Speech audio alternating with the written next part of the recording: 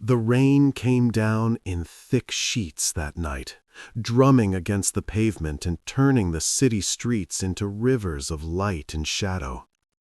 Sarah Mitchell pushed through the door of the Blue Moon Cafe, her shoulders hunched against the cold, her fingers gripping the strap of her canvas bag like it was the only thing keeping her tethered to reality.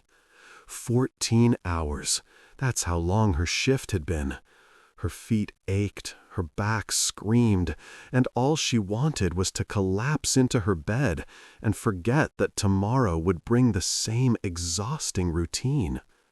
She stood under the cafe's small awning for a moment, watching the rain blur the world into something unrecognizable. Across the street, headlights cut through the darkness. A car, sleek and black, pulled smoothly to the curb. Sarah didn't hesitate. In this part of the city, at this hour, you didn't question a ride, you took it.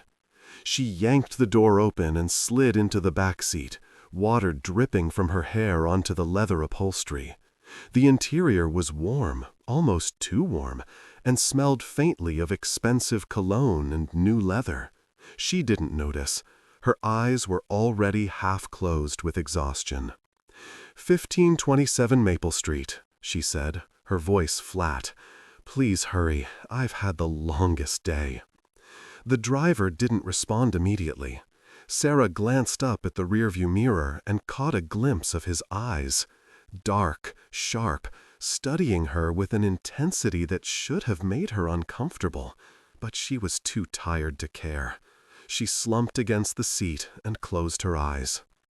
The car began to move, gliding through the rain-soaked streets with the kind of smoothness that didn't belong to any taxi she'd ever been in. But Sarah didn't notice that either.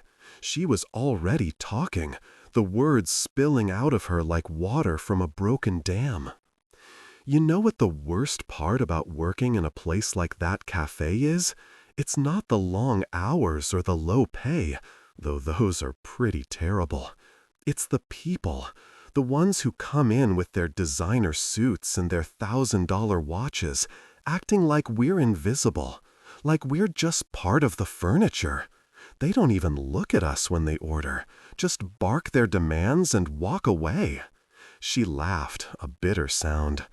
There was this guy today, came in around noon, ordered a cappuccino, extra foam, no sugar, at exactly 140 degrees. Who does that? Who measures the temperature of their coffee? And when I handed it to him, he didn't even say thank you. Just took it and walked out while talking on his phone about some $1 million deal. People like that, they live in a completely different world.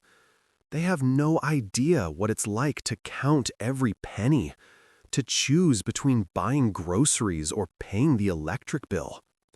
The driver remained silent, his hand steady on the wheel. In the rearview mirror, his expression was unreadable, but something flickered in his eyes. Interest, maybe? Or recognition? Sarah kept talking.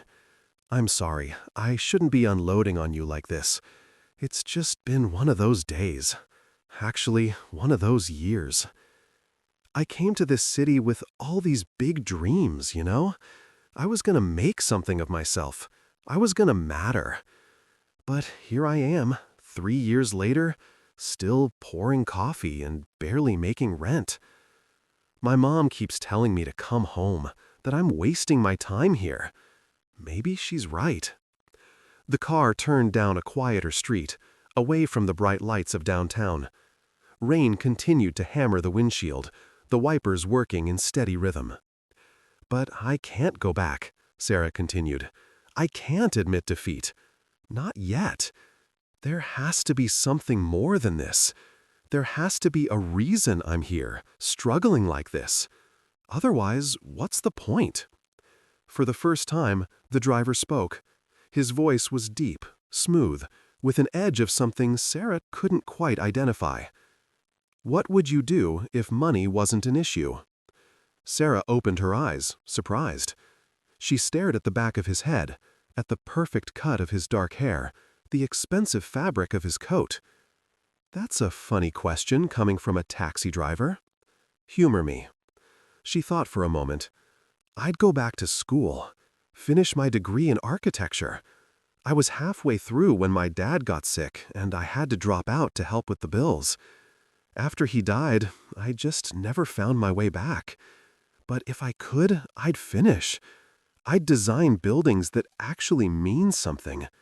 Not just glass towers for rich people to work in, but spaces where real people live and thrive. Community centers, affordable housing, parks, places that give people hope. The driver nodded slowly, still watching her in the mirror. And what stops you now? Sarah laughed again, but this time there was no humor in it. What stops me? Reality stops me. Tuition stops me. Rent stops me. The fact that I can barely afford to eat stops me. You don't just wake up one day and decide to pursue your dreams when you're living paycheck to paycheck. Dreams are luxuries, and I can't afford luxuries. They rode in silence for a few minutes. Sarah watched the city pass by outside her window, the lights blurring together in the rain. Somewhere in the distance, she could hear sirens. You know what really gets me? Sarah said, her voice quieter now. It's not even the lack of money itself. It's the way people with money look at people without it. Like we're less than. Like we didn't work hard enough or wanted bad enough. They have no idea what it takes just to survive.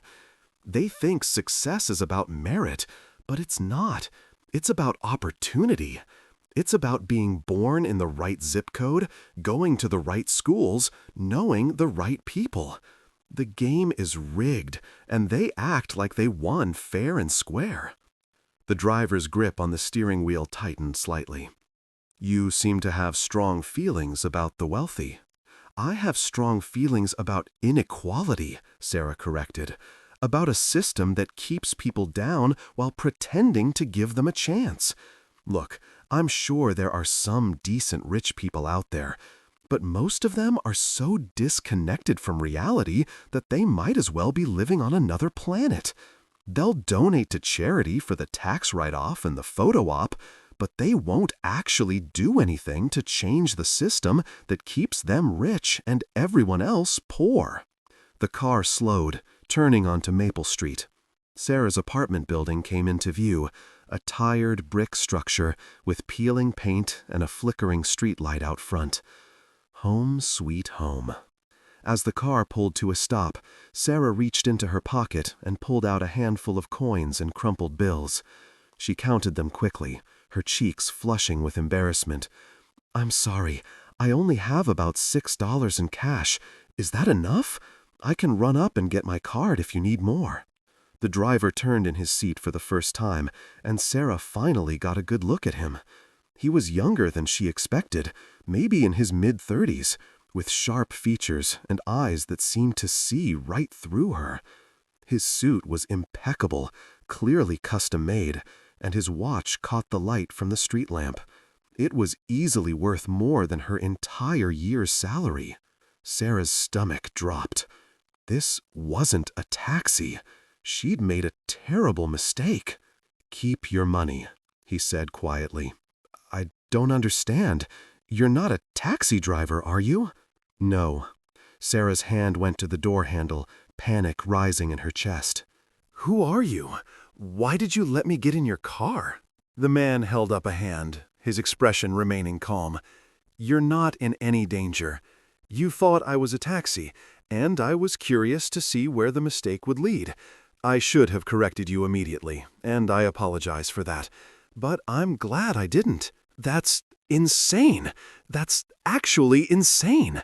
Sarah pulled the handle, ready to bolt. My name is Alexander Winters, he said. The name hung in the air between them. Sarah froze. Everyone in the city knew that name. Alexander Winters, founder and CEO of Winters Global, a conglomerate with fingers in real estate, technology, finance, and half a dozen other industries, one of the richest men in the country. She'd seen his face on magazine covers, on billboards, in the business section of the newspaper, and she'd just spent the last 20 minutes insulting people exactly like him. "Oh, God," she whispered. "Oh, God, I'm so sorry. I didn't know. I thought you were... I wouldn't have said those things if I'd known who you were." "Why not?" Alexander asked, his tone genuinely curious. "Were the things you said untrue?" "No, but," Sarah stammered, You're Alexander Winters. I just got into your car and complained about rich people to one of the richest men alive. This is mortifying." "It was honest," Alexander said, "and refreshing. Do you know how long it's been since someone spoke to me like I was just a person? Not a bank account or a business opportunity or a name to drop at parties. Just a person?" Sarah stared at him, trying to process what was happening. "I should go." "Wait." Alexander reached into his coat and pulled out a business card. He held it out to her. "I want to see you again." "What? No, this is crazy. I insulted you multiple times." "You challenged me," Alexander corrected. "You made me think about things I'd stopped thinking about years ago. When was the last time someone did that?" Sarah didn't take the card. "Mr. Winters, I appreciate that you didn't murder me or something, but we live in completely different worlds. You drive cars that cost more than my apartment building. I count coins to pay for taxi rides. This, whatever this is, it doesn't make sense." "Maybe that's exactly why it does make sense," Alexander said. "Take the card. If you decide you want to talk again, call me. If not, then at least you'll have an interesting story to tell." Slowly, reluctantly, Sarah reached out and took the card. The paper was heavy, expensive, with raised lettering. "Alexander Winters, Chief Executive Officer," followed by a phone number. Nothing else. "Why?" Sarah asked. "Why do you want to see me again?" Alexander was quiet for a moment, his gaze drifting to the rain-streaked windshield. "Because in 20 minutes, you reminded me of something I'd forgotten. That there's a world outside of boardrooms and balance sheets. That people are struggling, and I've been too comfortable to notice. And because," he turned back to her, "you're the first person in years who wasn't afraid to tell me the truth." Sarah clutched the card, her mind spinning. This has to be some kind of joke. It's not. Think about it. Call me if you want. The offer stands. She opened the door and stepped out into the rain, looking back at him one more time. "Good night, Mr. Winters." "Alexander." "What?" "Call me Alexander." Sarah nodded, then closed the door and hurried toward her building. She didn't look back, but she felt his eyes on her until she disappeared inside. Upstairs in her tiny studio apartment, Sarah dropped her bag on the floor and stood in the middle of the room, dripping rainwater onto the worn carpet. She looked down at the business card in her hand, then at her reflection in the small mirror by the door. Her hair was plastered to her face, her uniform was soaked, and she looked utterly exhausted. "This is insane," she said to her reflection. "Completely insane." But she didn't throw the card away. The next morning, Sarah woke to her alarm blaring at 6. She dragged herself out of bed, showered in water that never quite got hot enough, and pulled on her uniform. The business card was still sitting on her nightstand where she'd left it. She stared at it while she tied her shoes, trying to convince herself that last night had been some kind of exhaustion-induced hallucination. At the cafe, her coworker Marco noticed immediately that something was off. "You okay? You've been spacing out all morning." Sarah was wiping down a table for the third time. "Just tired." "You're always tired. This is different." Marco leaned against the counter, his dark eyes concerned. "What happened?" "Nothing. I just had a weird night." "Weird how?" Sarah hesitated, then shook her head. "You wouldn't believe me if I told you." "Try me." Before Sarah could respond, the door chimed, and a customer walked in. She turned automatically, her customer service smile already in place, and then froze. Alexander Winters stood in the doorway of the Blue Moon Cafe, looking completely out of place in his tailored suit among the worn tables and chipped mugs. "What are you doing here?" Sarah hissed, rushing over to him. "Getting coffee?" Alexander said calmly. "This is a cafe, isn't it? You can't be here." "Why not? Is the coffee that bad?" Marco appeared at Sarah's elbow, his eyes wide. Sarah, do you know who that is?" "No," Sarah said quickly. "I mean, yes, but no. It's complicated." "That's Alexander Winters," Marco whispered urgently. "Alexander Winters is in our cafe. Oh my God, what if he buys the building? We'll all get fired, and it'll turn into some fancy juice bar or something." "He's not buying the building," Sarah snapped. Then to Alexander, "What do you really want?" "To talk to you. You didn't call. It's been 12 hours. "Exactly." Alexander's expression was neutral, but there was a hint of amusement in his eyes. "Do you have a break coming up?" "Not for another 3 hours." "Then I'll wait." "You can't just wait here for 3 hours. People will notice. They'll take pictures. It'll be a whole thing." Alexander glanced around the nearly empty cafe. Who's going to notice? He had a point. The morning rush was over, and the only other customers were an elderly man reading a newspaper and a college student with headphones on.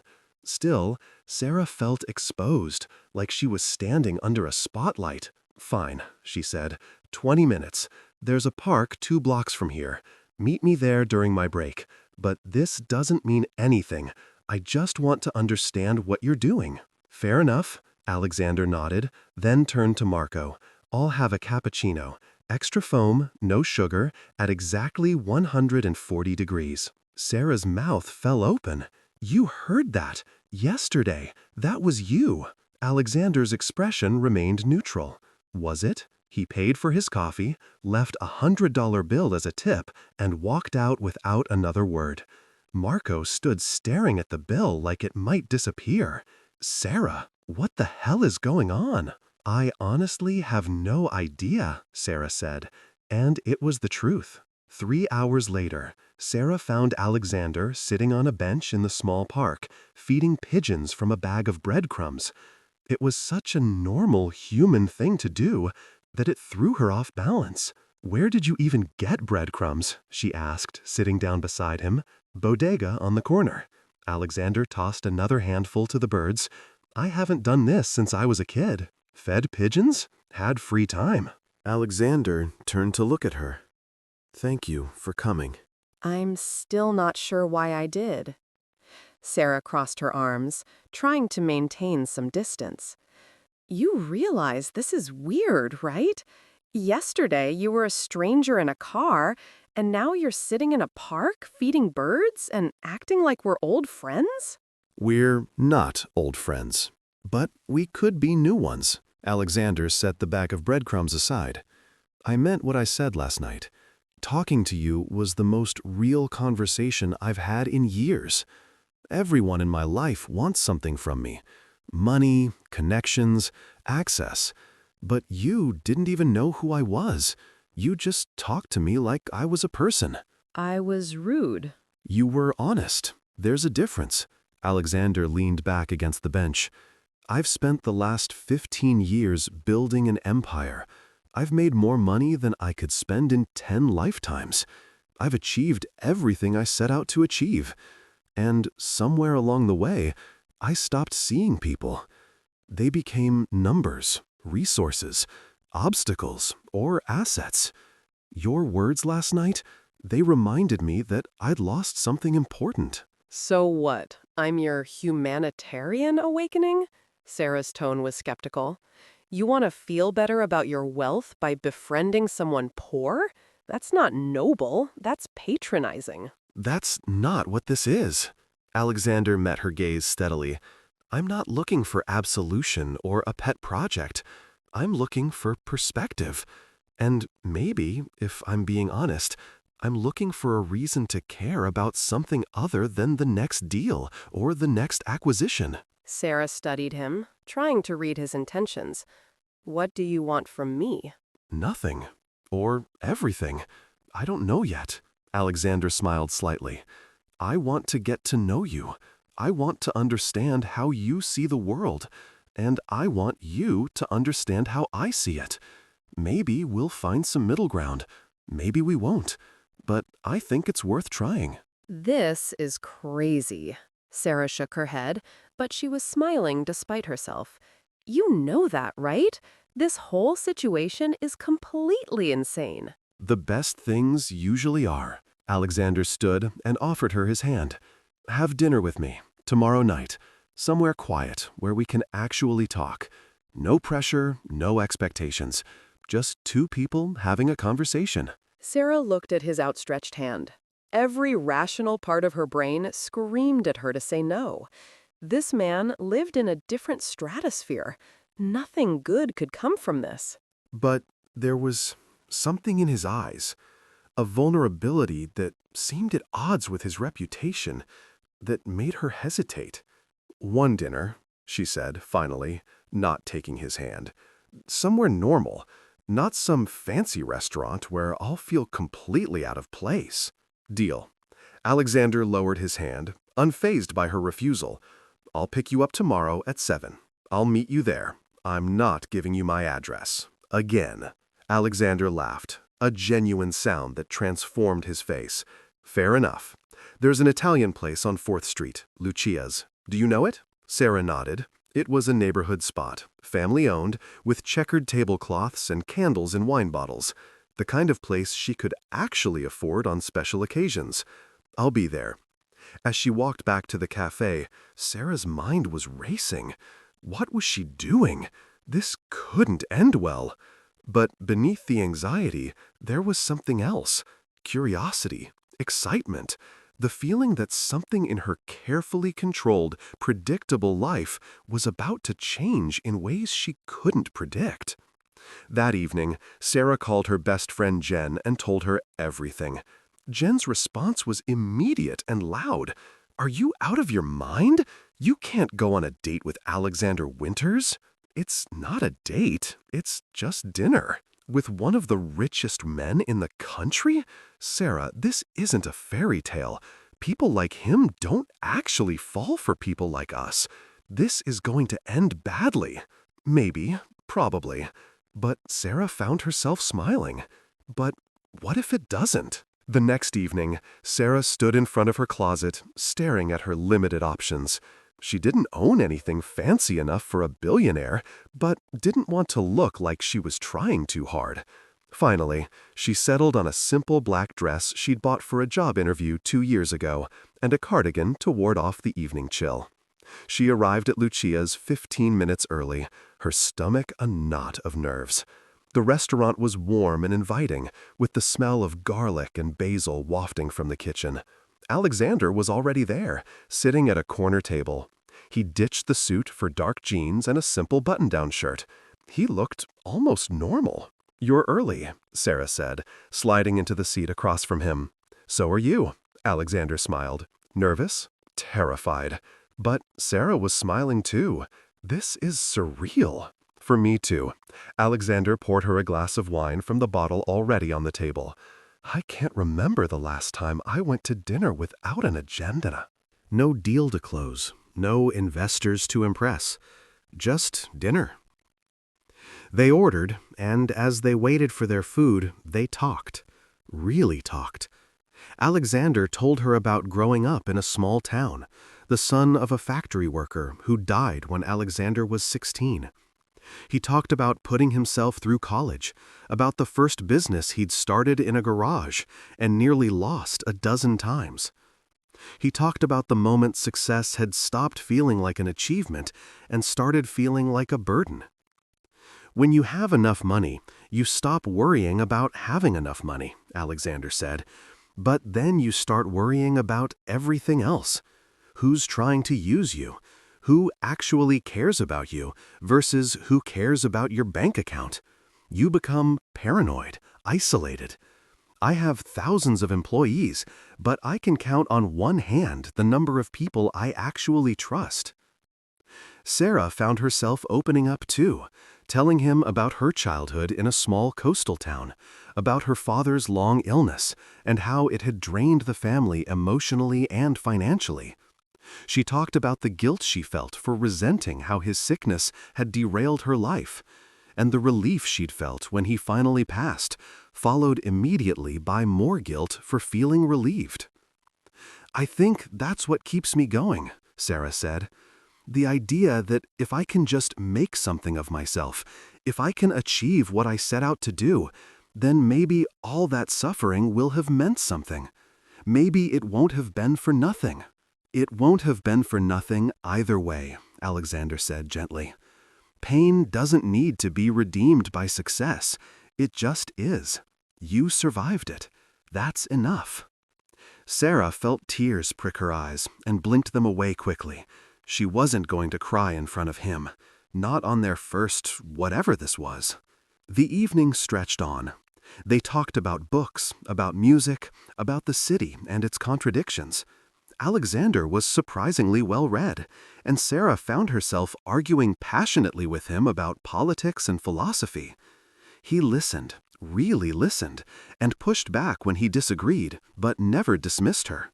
As they left the restaurant hours later, walking slowly through the quiet streets, Sarah realized she was having the best time she'd had in years. "Can I see you again?" Alexander asked when they reached the corner where they'd part ways. Sarah hesitated. She wanted to say yes, but she was also acutely aware of the gulf between them. "What are you hoping happens here, Alexander? Because I need you to be honest with me. Are you looking for a project? A charity case? Some kind of temporary escape from your world?" "No." Alexander stopped walking and turned to face her. "I'm looking for connection. Real connection. The kind I haven't had in a long time. Maybe ever. I don't know where this goes. I don't know if it goes anywhere. But I know I want to find out. We're from completely different worlds. This can't work." Maybe it can't. Or maybe the fact that we're different is exactly what makes it worth trying. Alexander reached out and gently took her hand. "No pressure, we'll take it slow, we'll figure it out as we go. But please, give this a chance. Give us a chance." Sarah looked down at their joined hands. His was warm, slightly calloused despite his wealth. Human. "This is crazy," she said again, but this time she was smiling. "I know. Is that a yes?" Sarah squeezed his hand. "One day at a time. Let's start there." And so they did. Over the next few weeks, Sarah and Alexander fell into an unlikely rhythm. He'd show up at the cafe during her breaks, and they'd walk through the city, talking about everything and nothing. He took her to a private gallery showing, and she took him to a food truck festival. He introduced her to his world slowly, carefully, always making sure she was comfortable. And she showed him hers, the late-night diners and secondhand bookstores and rooftop views that cost nothing but meant everything. They were careful to keep things quiet. Sarah wasn't ready for the media attention that would inevitably come if people knew Alexander Winters was dating a barista. And Alexander respected that, arranging their meetings in places where they wouldn't be recognized or photographed. But the secrecy was also a strain.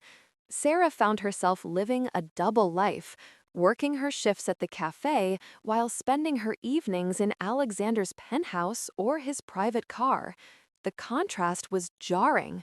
One moment she'd be scraping together dollar bills to buy groceries, the next she'd be eating dinner prepared by a private chef. It made her head spin. "I don't know how to exist in both worlds," she confessed to Alexander one night as they sat on the balcony of his apartment, looking out over the glittering city. "When I'm with you, I almost forget about my real life. And then I go back to my apartment and remember that this, us, it's temporary." It has to be. Why? Does it have to be temporary? Alexandra asked. Because fairy tales don't come true, not for people like me. Sarah pulled her knees to her chest. I'm not one of those women who think they can change a man or bridge impossible gaps. I'm practical, and practically speaking, this doesn't make sense. What if I don't want practical? What if I want impossible? Before Sarah could respond, Alexandra's phone rang. He glanced at it, frowned, and declined the call. A moment later, it rang again. You should answer that, Sarah said. Reluctantly, Alexandra picked up. His expression darkened as he listened. When? How bad? Understood. I'll be there in 20 minutes. He hung up and ran a hand through his hair. I have to go. There's a crisis with one of our overseas facilities. A factory collapse. Multiple injuries. Oh my God. Go. Obviously go. Come with me. What? No, I can't. Sarah stood up. This is your work. I'd just be in the way. You wouldn't. Alexander was already grabbing his jacket. Please, I don't want to do this alone. Against her better judgment, Sarah agreed. They rode to Alexander's office in tense silence, and Sarah found herself thrust into a world she'd only ever seen in movies. The top floor of the Winters Global building was a hive of frantic activity. Assistants rushed back and forth, phones rang constantly, and in the main conference room, a team of executives was already assembled. Mr. Winters, a sharp-looking woman in a business suit, approached them. We have preliminary reports. The situation is worse than we initially thought. 23 injured, 3 critical. Local authorities are investigating, but early indications suggest structural failure due to inadequate safety measures. Get me on a call with the site manager and our legal team, Alexander ordered, and I want a full audit of all our facilities worldwide. If we cut corners here, we might have done it elsewhere. He turned to Sarah. Wait in my office. This is going to take a while. Sarah nodded and retreated to the glass-walled office, feeling completely out of her depth. Through the windows, she could see Alexander in the conference room, his expression grim as he listened to reports and issued orders. This was his world. This was who he really was. Not the man who fed pigeons in the park, but someone who controlled empires and made decisions that affected thousands of lives. Hours passed. Sarah dozed fitfully in one of the leather chairs, waking periodically to the sound of raised voices or ringing phones. It was nearly dawn when Alexander finally returned, his face haggard with exhaustion and stress. How bad? Sarah asked softly. Bad. Alexander sank into his desk chair. People are hurt because someone decided to save money on proper support beams. Someone in my organization made that choice, and I'm responsible. You didn't make that choice. I created the culture that allowed it to happen. Alexander looked at her, and for the first time, Sarah saw real anguish in his eyes. You were right that first night. People like me, we make our fortunes on the backs of people who can't fight back. We tell ourselves we're creating jobs, driving innovation. But at what cost? Those workers, they were just trying to make a living, and now they're in the hospital because someone decided their safety wasn't worth the expense. Sarah crossed to him and knelt beside his chair, taking his hands in hers. So fix it. You have the power to make this right. Use it. It won't undo what happened. No, but it's a start. Sarah met his gaze steadily. You asked me once what I'd do if money wasn't an issue. Here's your chance to make money not be an issue for someone else. Those workers, their families, make sure they're taken care of. And then make sure it never happens again. Alexander studied her face for a long moment, then nodded. You're right. You're absolutely right. He stood, some of his energy returning. I'm going to fly out there myself. I need to see the damage, talk to the workers and their families, understand what went wrong. When? As soon as possible. Today, if I can arrange it. Alexander paused. Come with me. What? Alexander, I can't. I have work. I have responsibilities. Take time off. Please, I need you there. I need someone who'll keep me honest, who'll make sure I'm actually helping, and not just doing damage control for my image. Sarah wanted to say no. This was moving too fast, getting too complicated. But looking at his face, at the genuine need there, she found herself, okay, but I'm paying my own way. I'm not a charity case. You're impossible, Alexander said, but he was almost smiling. I'm practical. There's a difference. They flew out that afternoon on Alexander's private jet, a level of luxury Sarah had never imagined. She tried not to gawk at the leather seats and the flight attendant who offered her champagne before takeoff. This wasn't her world, and she had to remember that. The factory site was devastating. Twisted metal and concrete rubble marked where a 3-story building had partially collapsed. Emergency crews were still working, and the air was thick with dust and the acrid smell of burning electronics. Alexander walked through the site with engineers and officials, his face set in grim lines. Sarah stayed close, watching him work. What impressed her wasn't his wealth or power, but the way he listened. He talked to every injured worker who was well enough to speak, to their families, to the first responders. He didn't make excuses or deflect blame. He simply listened and promised to make things right. That night, in a modest hotel near the site, Alexander and Sarah sat on the balcony, exhausted. I'm setting up a fund for the victims and their families, Alexander said quietly. Medical expenses, lost wages, everything. And I'm implementing new safety protocols across all our facilities. No more cutting corners. Not anywhere. Not ever. That's good. That's really good. It doesn't feel like enough. Alexander stared out at the dark skyline. How do you quantify suffering? How do you put a price on someone's pain? You can't. Sarah leaned her head on his shoulder. But you can try to prevent future suffering. That counts for something. They sat in silence for a while, and Sarah realized something had shifted. This wasn't just a fascinating interlude anymore. She was falling for him, really falling, and that terrified her. Back in the city, word of Alexander's response to the factory collapse began to spread. Business journals praised his swift action and accountability, but not everyone was pleased. At a board meeting the following week, several executives challenged his decisions. You're setting a dangerous precedent, one of them argued. The compensation package you've offered is far beyond what's legally required, and these new safety measures will cost millions across all our facilities. I don't care, Alexander said flatly. People were hurt because we failed them. That ends now. With all due respect, Mr. Winters, we have a responsibility to our shareholders. These expenditures will impact our quarterly earnings. Then our earnings take a hit. Alexander stood, his voice cold and commanding. I built this company. I get to decide what our values are. And if anyone here can't accept that human lives matter more than profit margins, you're welcome to tender your resignation. The room fell silent. Sarah, watching from the back where Alexander had insisted she sit, felt a surge of pride.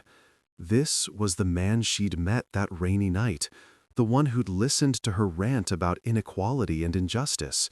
He was finally acting on it. But not everyone saw it that way. As Sarah left the building after the meeting, a woman in an expensive suit stopped her in the lobby. "You're Sarah Mitchell, aren't you?" Sarah tensed. "Yes. Who's asking?" The woman smiled, but it didn't reach her eyes. "My name is Victoria Hastings. I'm on the board of Winters Global. I just want to give you some friendly advice. You seem like a nice girl, but you're in over your head. Whatever you think is happening between you and Alexander, it's not real. He's done this before, you know. Found some project to fixate on, someone to save. It never lasts. And when he gets bored, he'll move on. And you'll be left with nothing but a broken heart. And maybe a generous severance check if you play your cards right. Sarah felt her face flush. I'm not a project. Of course not. Victoria's tone was patronizing. But you have to understand, people like Alexander don't end up with people like you.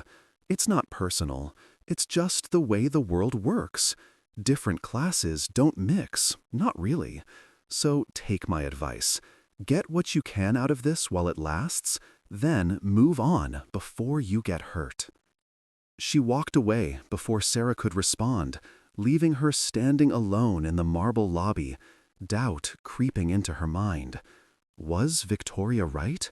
Was she just the latest in a long line of Alexander's charitable impulses?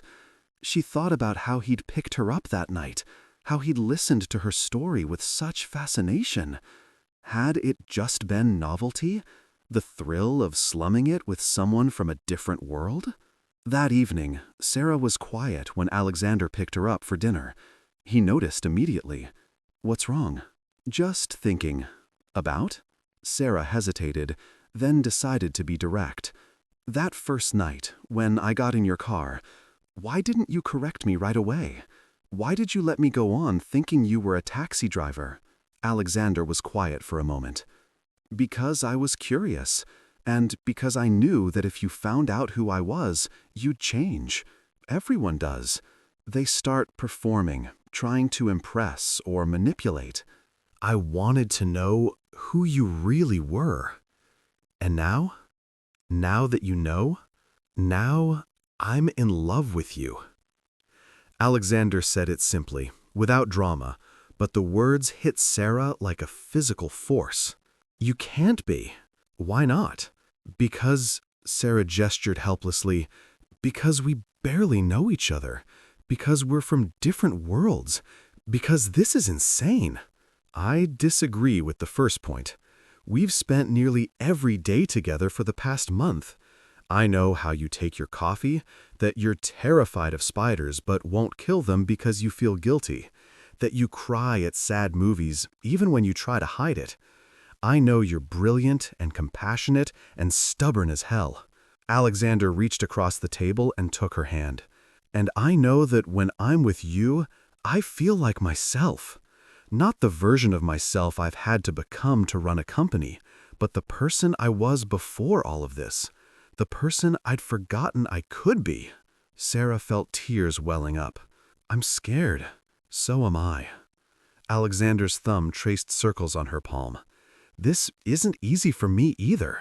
I've spent years building walls, protecting myself. And you walked through all of them without even trying. Someone on your board cornered me today, Victoria Hastings. She said you've done this before, that I'm just another project for you to fix and then discard. Alexander's jaw tightened. Victoria has been trying to undermine me since I refused her son a position he wasn't qualified for. She's not exactly an objective source. But is she right? Am I just a novelty to you? The poor girl who reminds you what the real world looks like? No. Alexander's voice was firm. You're not a novelty. You're not a project. You're the first person who's made me want to be better. Not for appearances or profit, but because you make me see what actually matters. That's not charity. That's love. Sarah pulled her hand back, her emotions churning. I need time. This is moving too fast, and I need to think clearly. Take all the time you need. But Sarah, please believe me. This is real. She nodded, unable to speak, and they finished dinner in strained silence. That night, alone in her apartment, Sarah stared at the ceiling and tried to sort through her feelings. She loved him. That was the terrifying truth. She'd fallen completely for a man whose life was as far removed from hers as the moon from the earth. But love wasn't enough, was it? There were practicalities to consider. How would this work long term? Would she always be the poor girlfriend, the one who didn't belong at galas and board meetings? Would he eventually resent having to explain her, justify her presence in his world? Her phone buzzed. It was Jen. "Have you seen this?" "Seen what?" Sarah's stomach dropped. She opened the link Jen had sent and found herself staring at a gossip website. The headline read, "Billionaire's New Flame. Alexander Winters spotted with mystery woman." There were photos of them at the Italian restaurant, walking through the park, entering his building. Her face was clearly visible in every shot. Her phone rang immediately. It was Alexander. "Sarah, I'm so sorry. I don't know how they got these photos. I've had my security team keeping things quiet, but someone must have tipped off the media." "It's fine." Sarah's voice sounded hollow even to her own ears. "It's not fine. I know you wanted privacy. I'll have my lawyers issue takedown notices, threaten legal action if they don't remove the photos. You can't control the internet, Alexander. Once it's out there, it's out there." Sarah sat down heavily on her bed. "This is what I was afraid of. Now I'm not just me anymore. I'm Alexander Winter's girlfriend, the mystery woman, the curiosity. People are going to dig into my life, judge me, tear me apart. I won't let that happen. You can't stop it." Sarah felt tears sliding down her cheeks. "Don't you see? This proves that we can't exist in some bubble. Your life is public. Everything you do is scrutinized. And now I'm part of that circus. Then we'll face it together. Come stay at my place. I have security, privacy. You'll be safe." "Safe from what? Photographers? Gossip? The world knowing that the billionaire is slumming it with a barista?" Sarah knew she was being unfair, but couldn't stop herself. Maybe Victoria was right. Maybe this was doomed from the start. "Sarah, don't do this. Don't let fear push you away from something good." "I need space. I'm sorry. I just need some time to process this." She hung up before he could respond and turned off her phone. Then she curled up on her bed and let herself cry. The next morning, Sarah called in sick to work for the first time in 2 years. She couldn't face the stares and questions she knew would come. By midday, her phone had 17 missed calls from Alexander and dozens of text messages. She read a few of them. "Please talk to me. I'm worried about you. This doesn't change anything between us." Don't shut me out. But it did change things. Sarah knew it did. She'd been naive to think they could keep their relationship private, that they could exist in some protected space outside the demands of his world. Reality had come crashing in, and she didn't know how to handle it. There was a knock at her door around 3 in the afternoon. Sarah opened it to find Alexander standing in her narrow hallway, looking more disheveled than she'd ever seen him. His hair was messy, his shirt wrinkled, and there were dark circles under his eyes. "You turned off your phone. I was terrified something had happened to you." "I'm fine. I just needed space." "In the future, could you need space while still confirming you're alive?"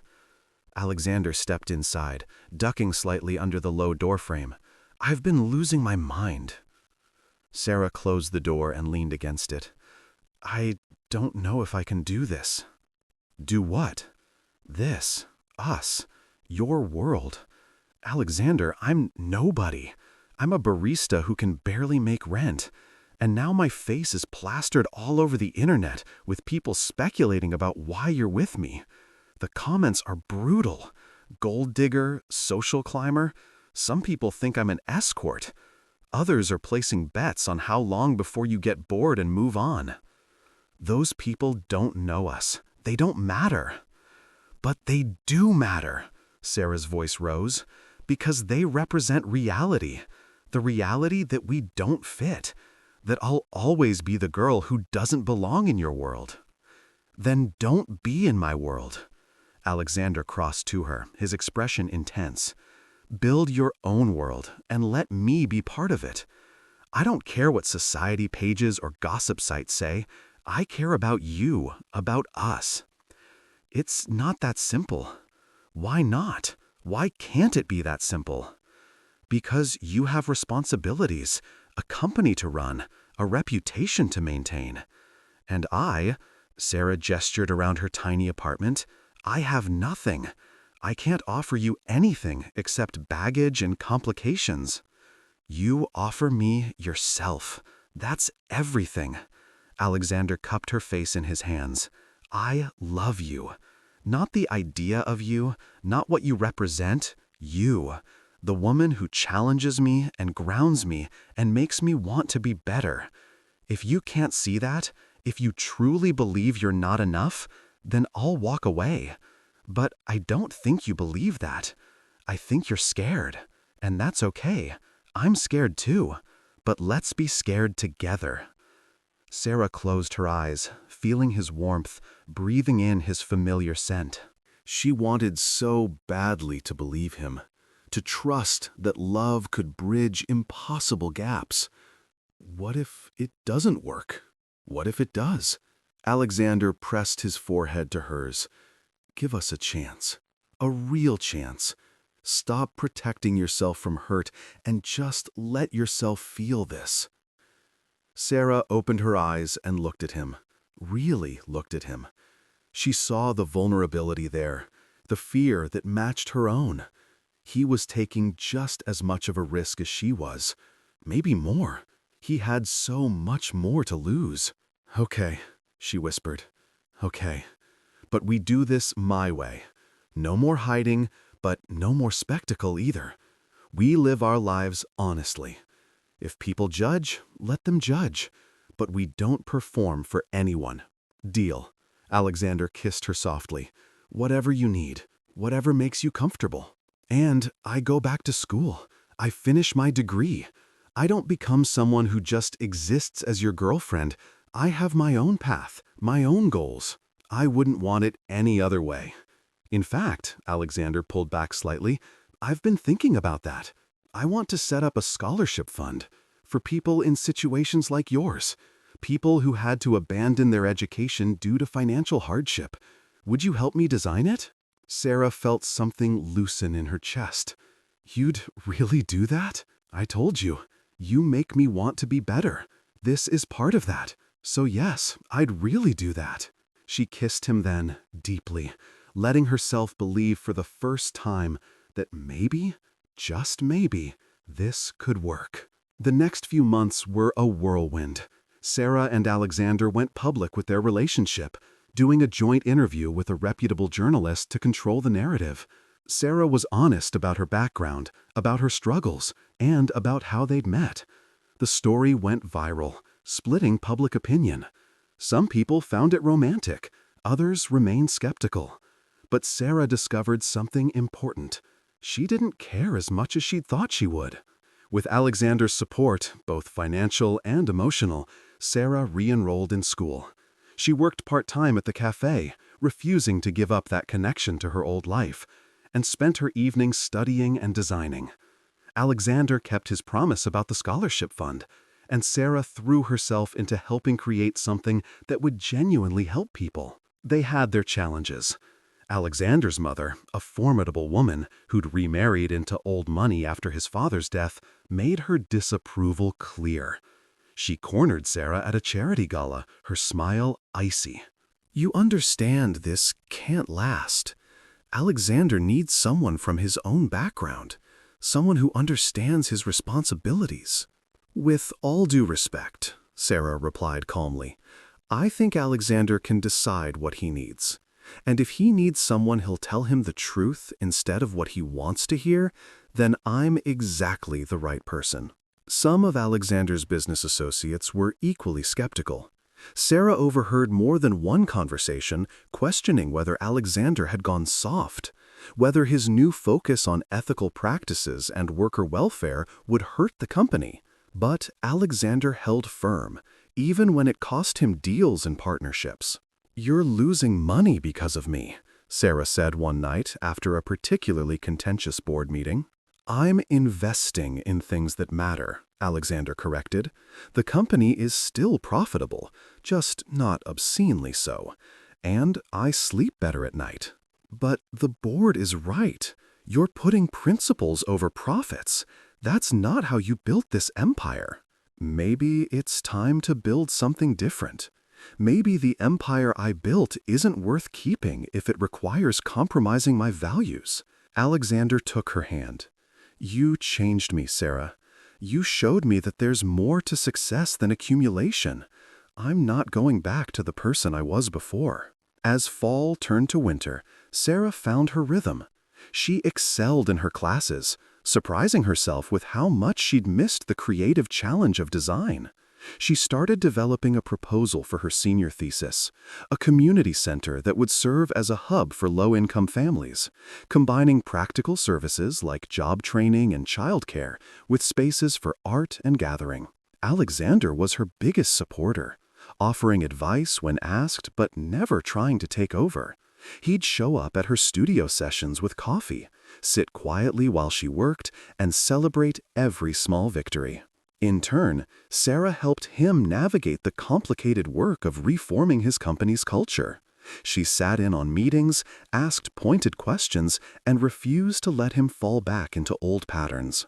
One evening in December, Alexander took Sarah to the roof of his building. The city sprawled below them, a constellation of lights against the dark sky. It was freezing, and Sarah huddled in the coat Alexander had draped over her shoulders. "I brought you up here for a reason," Alexander said. He seemed nervous, which was unusual. "Are you going to push me off?" Sarah joked. "Because I should tell you, I've left a letter with my lawyer explaining everything." Alexander laughed. "Not quite." He reached into his pocket and pulled out a small box. Sarah's heart stopped.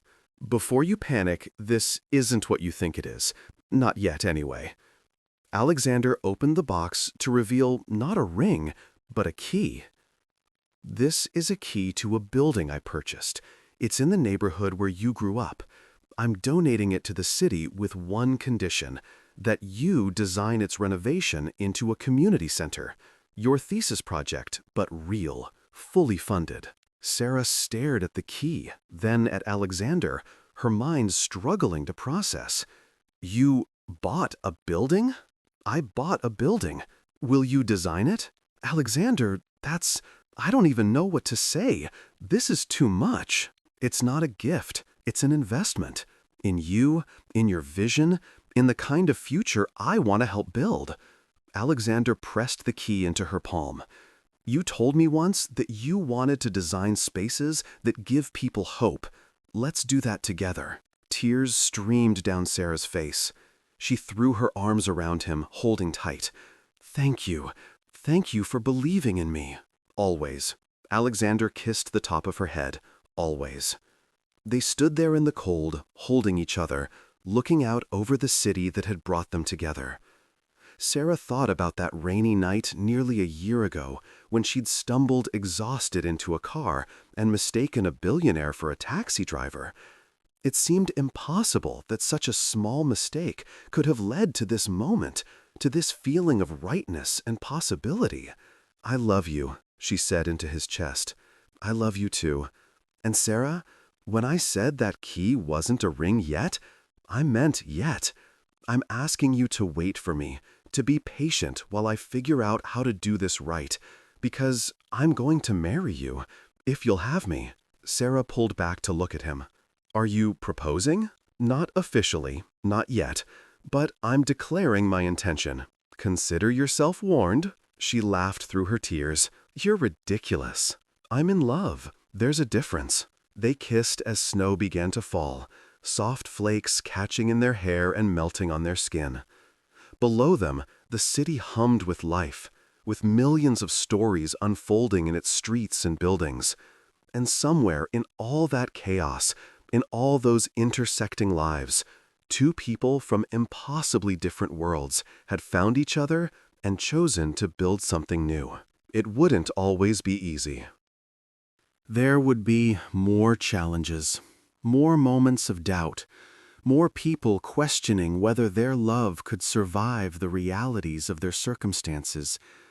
But standing there on that roof, with Alexander's arms around her and her future spread out before her like the city lights, Sarah knew they'd figure it out. Because the best things in life, she'd learned, weren't the things that made sense. They were the things that took courage, the mistakes that turned into miracles, the rainy nights that changed everything. She'd gotten into the wrong car that evening, exhausted and desperate and completely unaware of what was about to happen.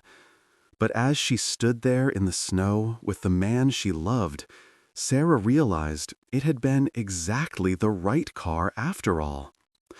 Sometimes the best destinations are the ones you never planned to reach, and sometimes the greatest journeys begin with a single beautiful mistake.